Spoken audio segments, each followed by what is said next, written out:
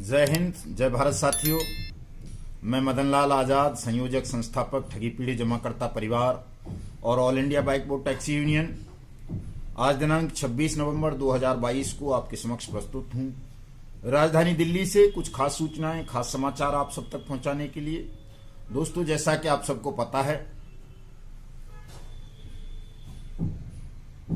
देश के 20 करोड़ ठगी पीड़ित जमाकर्ता परिवारों का भुगतान अनियमित जमा योजनाएं पाबंदी कानून 2019 के तहत 180 कार्य दिवस में करवाने के लिए हमारा संगठन मिशन भुगतान भारत यात्रा का आयोजन 25 अगस्त 2022 से कर रहा है। प्रथम चरण का समापन हमने 15 नवंबर 2022 को संसद सत्याग्रह के रूप में राष्ट्रीय राजधानी दिल्ली के दिल जंतर मंतर संसद भवन के सामने किया था।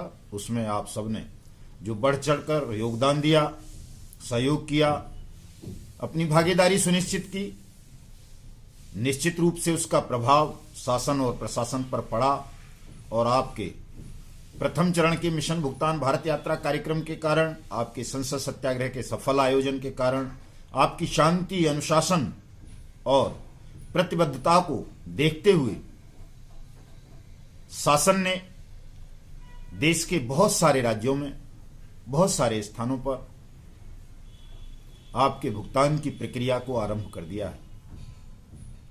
आज आपने देखा होगा अखबारों के माध्यम से, न्यूज में भी आया, वो उत्तर प्रदेश के चित्रकूट धाम के बांदा डिविजनल कमिश्नर साहब ने, आप लोगों ने जो उनके कार्यालय में बट्स एक्ट के तहत, भुगतान के तहत हजारों आवेदन डाक से या बाई हैंड भेजे थे, उन पर कार्यवाही शुरू कर दी है। और चूंकि सबसे ज्यादा वहां आवेदन Togo retail marketing limited company, जो डॉक्टर गुरदाचोर, डॉक्टर पृथ्वीपाल सिंह सेठी की कंपनी थी, जिसने लाखों लोगों के साथ ठगी की, उसके खिलाफ शासन की ओर से धोखाधड़ी, ठगी और अनियमित जमा योजनाएं पाबंदी कानून 2019 के साथ साथ उत्तर प्रदेश के पीआईडी एक्ट 2016 के तहत एफआईआर दर्ज कराने के आदेश जारी कर दिए हैं।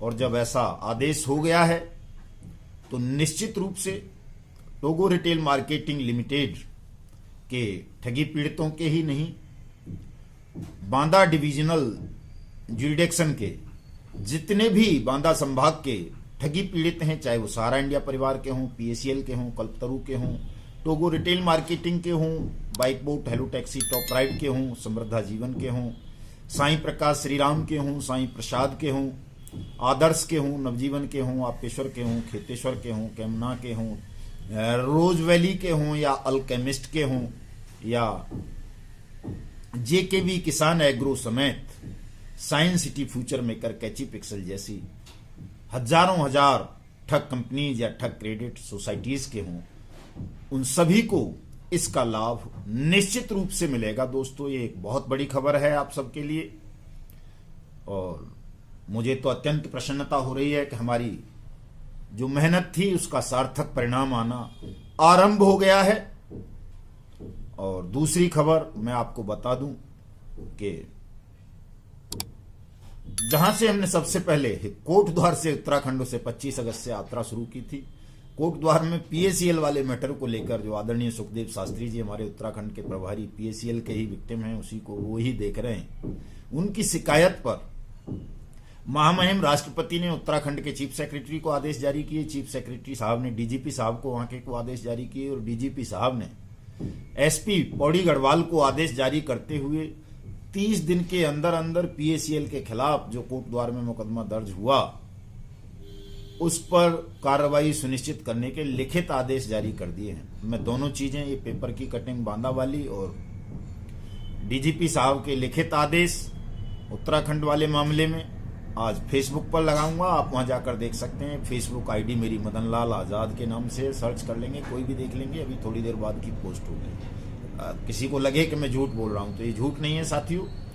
बट्स एक्ट 2019 यानी अनियमित जमा योजनाएं पाबंदी कानून 2019 का लाभ आपको यही होना है दोस्तों, कि उसमें हर चीज टाइम फ्रेम है, टाइम बाउंड है।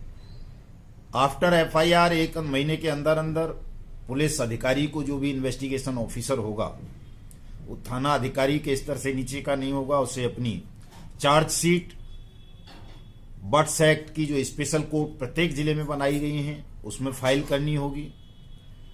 और 2 महीने के अंदर अंदर तमाम प्रॉपर्टीज को और अक्यूज्ड को, जो मुजरिम बनाए जाते हैं या जो मुजरिम होंगे, उस ठगी प्रकरण में संलिप्त रहे होंगे, उनको गिरफ्तार किया जाएगा, उनकी प्रॉपर्टी को सीज किया जाएगा और 180 दिन के अंदर अंदर ट्रायल कंप्लीट करके स्पेशल कोर्ट, इन्वेस्टिगेशन ऑफिसर और जो कंपिटेंट अथॉरिटी होगी उस जनपद की, वो विक्टिम का भुगतान करेगी।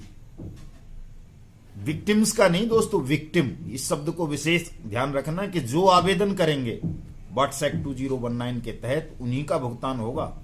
कई लोग कहते हैं साहब हजारों करोड़ खा गए लोग, ठग जो है या उनकी कंपनी या क्रेडिट कोऑपरेटिव सोसाइटी, लाखों लोग पीड़ित हैं, सबका भुगतान कैसा हो जाएगा? बट्स एक्ट 2019 में या किसी भी कानून में ये प्रोविजन नहीं होता कि कोर्ट कह दे कि सबका पैसा दे दो। सबका नहीं, वो कहता है आवेदकों का पैसा दे दो। जो भी आवेदन करेगा उसका पैसा उसको मिल जाएगा। और जैसा कि मैं देख पा रहा हूं आपकी उदासीनता, कि अभी तक हमारे इतने लंबे परिश्रम और प्रयास के पश्चात भी 10% लोग भी आवेदन करने को तैयार नहीं हुए हैं 20 करोड़ लोगों में से। और जो लोग आवेदन ही नहीं कर रहे, उनसे किसी सत्याग्रह में, आंदोलन में हिस्सेदारी की उम्मीद करना तो मैं समझता हूं व्यर्थ ही है। चूंकि आप में से 90% लोग मान चुके हो कि आपका पैसा डूब गया। दोस्तों, डूबा किसी का पैसा नहीं है। बट्स एक्ट 2019 साफ साफ कहता है कि जो भी आवेदन करेगा अपने भुगतान के लिए जमा करता, उसकी जमा राशि का 2 से 3 गुना तक धन 180 दिन के अंदर अंदर राज्य वापस उसे करेगा। आपको ठगों के यहां धक्के नहीं खाने। अब तो सरकार को आपका पैसा वापस करना है और ये प्रक्रिया आरंभ हो चुकी है, तेजी के साथ आरंभ हो रही है।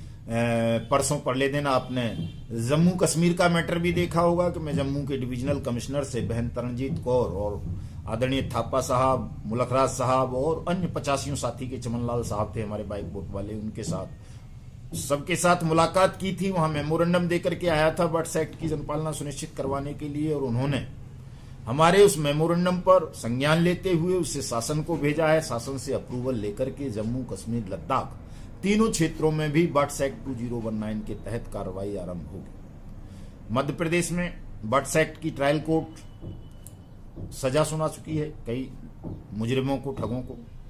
हिमाचल में भी प्रक्रिया आरंभ हो गई है, दिल्ली में प्रक्रिया आरंभ है और भी राज्यों में ये प्रक्रिया आरंभ कराई जाएगी, चाहे वो हरियाणा हो। कल मैं राजस्थान के करौली जनपद में था, आपने देखा होगा, मेरा कल का वीडियो सुना होगा। वहां हमारे सारा इंडिया परिवार के साथियों ने, आदर्श क्रेडिट के साथियों ने, संजीवनी, नवजीवन, बाइक बोट के, पीएसीएल के तमाम साथियों ने वहां पर 5 दिन से सत्याग्रह का आयोजन कर रखा था डीएम के समक्ष। डीएम मिलने का समय नहीं दे रहा था, वहां सिपाही तक बात सुनने को नहीं आ रहा था। तो कल मैं और हमारे वरिष्ठ उपाध्यक्ष राष्ट्रीय आदरणीय रामदेव गौतम जी गए करौली। वहां जाकर के हमने लोगों को समझाया, इकट्ठा किया। आदरणीय ब्रजमोहन योगी जी जो वहां लीड कर रहे हैं, हमारे प्रदेश प्रवक्ता राजस्थान के, और रवि जी, लोकेश जी, मंगल जी और वो पंडित जी महाराज और बहुत सारे साथी थे। मैं तमाम साथियों का नाम नहीं जानता, जैन साहब याद नहीं रहता, जानता तो सबको हूं, सब सामने आ जाते हैं। तो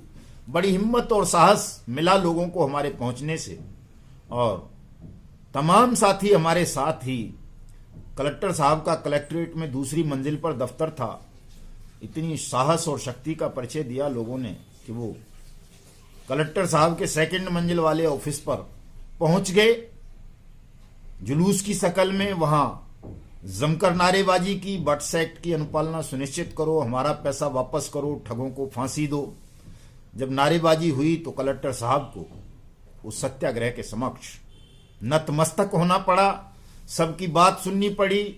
और उन्होंने कहा कि साहब मैंने इस मामले में एसआईटी बना दी है, एसपी को निर्देश जारी कर दिए हैं कि जितने भी ठगी पीड़ितों के मामले हैं या कंप्लेंट्स पेंडिंग पड़ी हैं, उन सब पर मुकदमा दर्ज किया जाए ठगों के खिलाफ।